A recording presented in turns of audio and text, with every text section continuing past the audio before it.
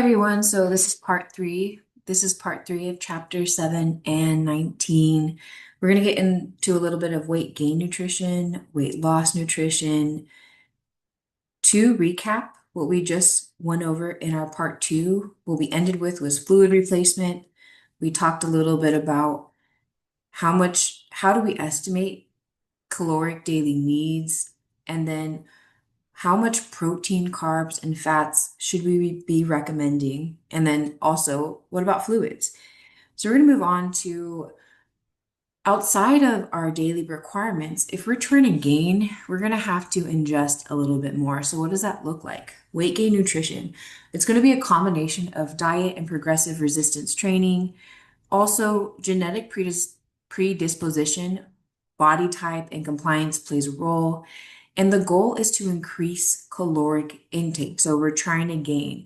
We want to eat larger portions of foods at mealtime, eat more total calories at each meal, eat frequently, and choose higher calorie foods.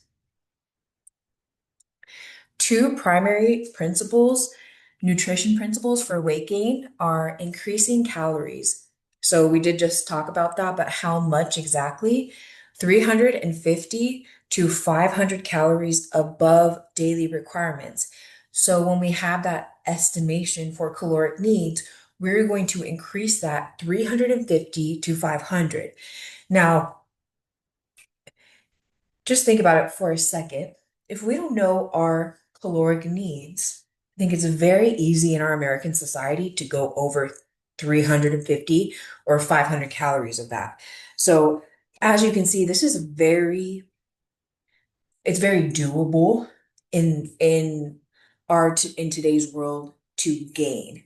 However, another thing that can be a little bit more challenging is increasing the protein. So 1.2 to 2.0 kilograms per body weight is the recommendation for weight gain. It might be higher if the client is plant-based. For weight loss, well, we're going to reverse. So we got to take away slash decrease calories. So achieving fat loss requires the client to maintain a negative caloric balance, meaning that they must be expending more calories than they consume. It's important to note that again, genetic predisposition plays a role. Also, that has to do with environment and habits and things like that in overall body composition and fat loss rates, which vary depending on a bunch of factors. Primary nutrition principle for weight loss is we're going to decrease our calories. It's a little bit more than that increase, right? So it's 500 to 1,000 below daily requirements. And that's going to average to a loss of 1 to 2 pounds per week or 1 to 2% weight loss per month. And it's maintainable, a good pace of weight loss. Now, if we are doing 500 to 1,000 calories less than normal, it's a good reminder to remember that 3,500 calories is roughly a pound of fat, or a pound, right? A pound of feathers is the same thing as a pound of fat, right? But what the main takeaway is that we're really decreasing those calories a lot to get that negative caloric balance, to get that weight loss. So there's a combination approach that is the most effective weight loss strategy, and that means that we're going to combine dietary restriction, so 500 to 1,000 calories less, and we're going to add exercise. Resistance training, aka exercise, is particularly helpful because it's going to assist in burning those calories off. Realistic goals for weight loss. So, realistic and sustainable goal is a 10% weight loss over 6 months. And as we can see in this last slide, also, how about, also, not how about, but also it's roughly 1 to 2 pounds per week over that 6 months. Food choices for clients, they should consume foods with low energy density. So that means that the calories per weight for the volume of food, the calories are low per the volume of food. So example is like soup, salad. They can aid in feeling full when also while reducing overall caloric intake. For protein intake, we still want to keep the protein pretty high to mitigate the loss of lean body mass during caloric restriction. So keeping protein 1.5 grams per kilogram of body weight per day, possibly more. And important considerations for weight loss is there's a risk of fast loss. So losing weight too quickly can lead to dehydration, decreases in vitamin and mineral status, and then performance. So significant caloric restriction can result in decreases in athletic performance, undesirable loss of lean body mass. So just making sure that we have a balance and we give our clients good recommendations. For fat intake, this is a question that comes up sometimes in the NSCA quizzes.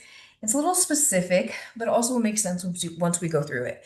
When should the client decrease dietary fat? So it's a good question, right? When we're looking at our macros, protein, carbs, fat, when do we manipulate each one, right? So we might want higher protein if we're training more, trying to lose weight, trying to gain weight.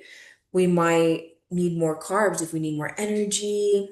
Well, when do we need to manipulate the fat? Well, when it comes to decreasing dietary fat, if we need to increase our carb portion to support our training while maintaining our protein, we will cut out some of our fat. So we can take some percentage off our fat.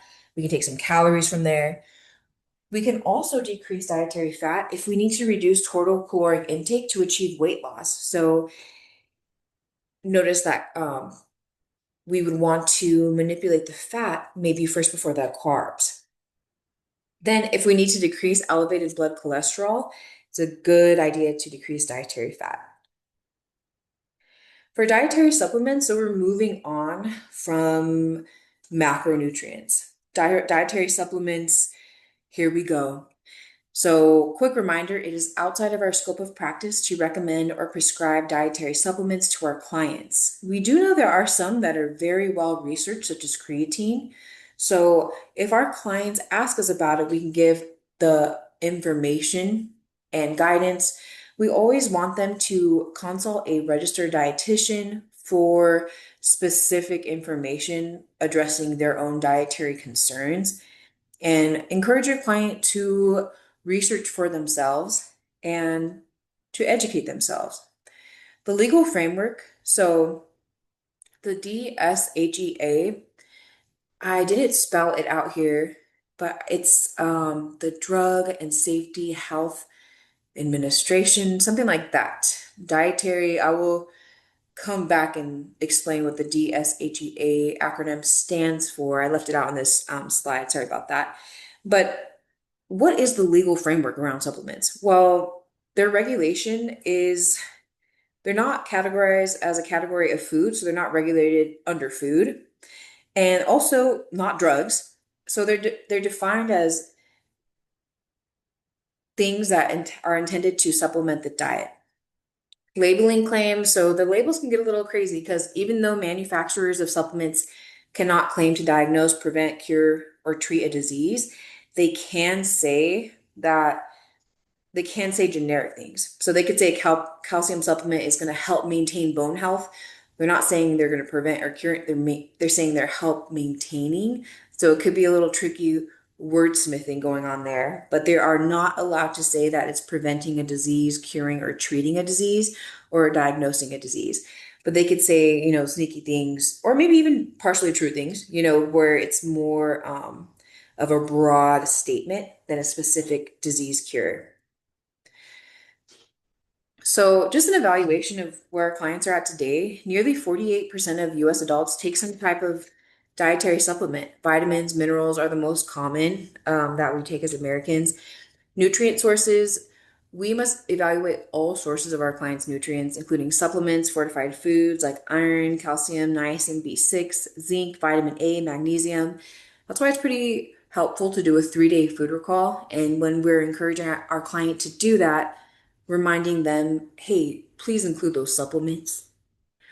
The risk of excess intake of vitamins and minerals could potentially be harmful, but supplement choices often do not match true dietary inadequacies as well. Sometimes there's these proprietary blends that may not have the certain amount of supplement that you're looking for. So just check the back label, making sure that you're getting the right amount and the right serving size.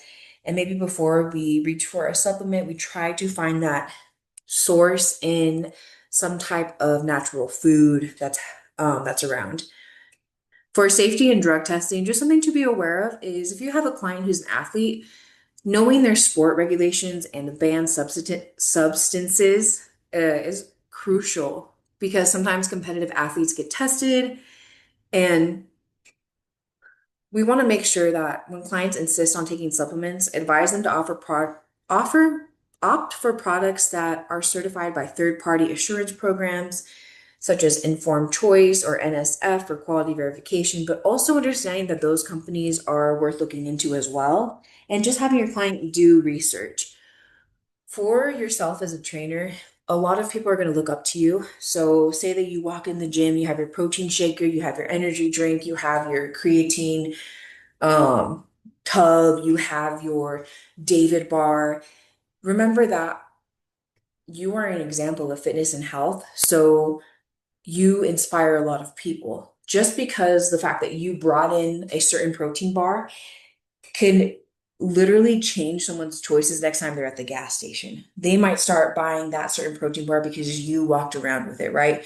So, our recommendation is if you're ever using a supplement, do it when you have some privacy, like mix up your creatine or like on the back end, right? So get your drink mix all together before you go out if you're on shift.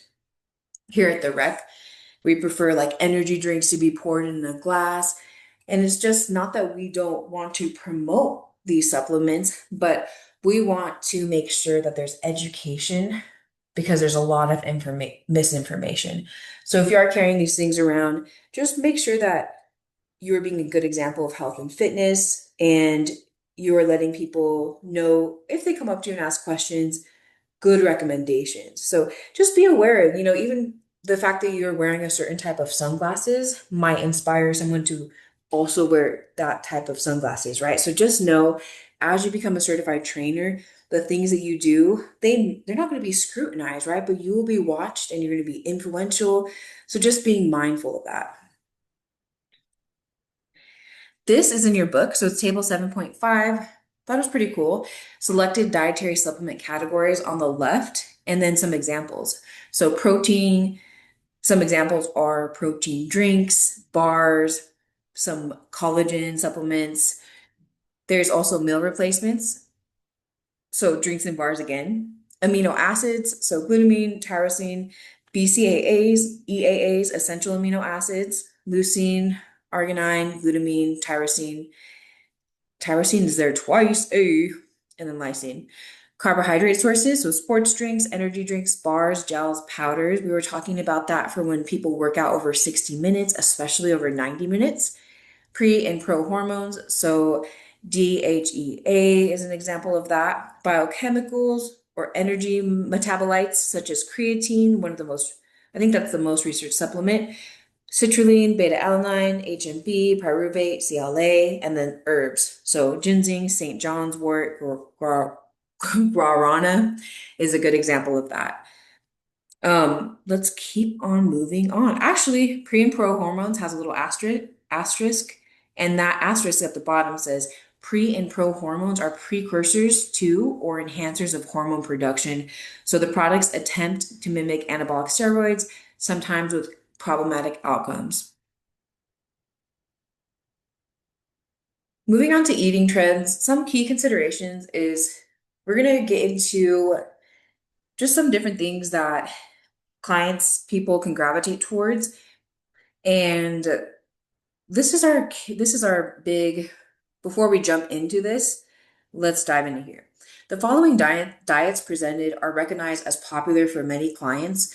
Our job as NSCA certified professionals is to use that awareness to refer to the foundational principles like appropriate protein intake and focusing on nutrient dense food that the NSCA recommends. For any client following a specific diet, our coaching objective is to help them optimize that plan within the NSCA framework. AKA, are they meeting those protein goals? Are they meeting the carb goals? And we're not going to endorse or prescribe the diet itself. We're going to listen to them and help make suggestions. Diet culture, definitely a little more like I think it got super, super popular late 80s, early 90s, and now it just exists in our culture. Key considerations for healthy eating is these four bullet points. So we want to remember sustainable nutritional health is individualized and focuses on long-term habits, not short-term rules that are present in many diets. So these four key considerations, let's get into them. Long-term intake matters. So nutritional status is influenced by constant intake over a relatively long period, not just daily fluctuations. No universal best diet. There is no single right way to eat or best diet that applies to everyone. Nutritional needs are highly individualized. And then the third one is temporary tracking, or the why. Clients may temporarily track intake to gain awareness of current consumption and protein sizes, understand the nutrients in food, and determine if agreed upon steps are working. And then we can also shift to non-tracking. So long-term emphasis should be on non-tracking. Maybe habit-based strategies that focus on internal cues, listening to hunger and satiety. Also, maybe tracking every now and then too. So maybe we shift to non-tracking, but maybe every 3 months there's a day or two, or there's a 3-day food recall just to make sure that everything is on track. So we'll end it here for today, y'all, and we'll continue with, let's see the next slide, weight loss diets and top rated diets next time. Let us know if you have any questions, and we'll do part 4 later.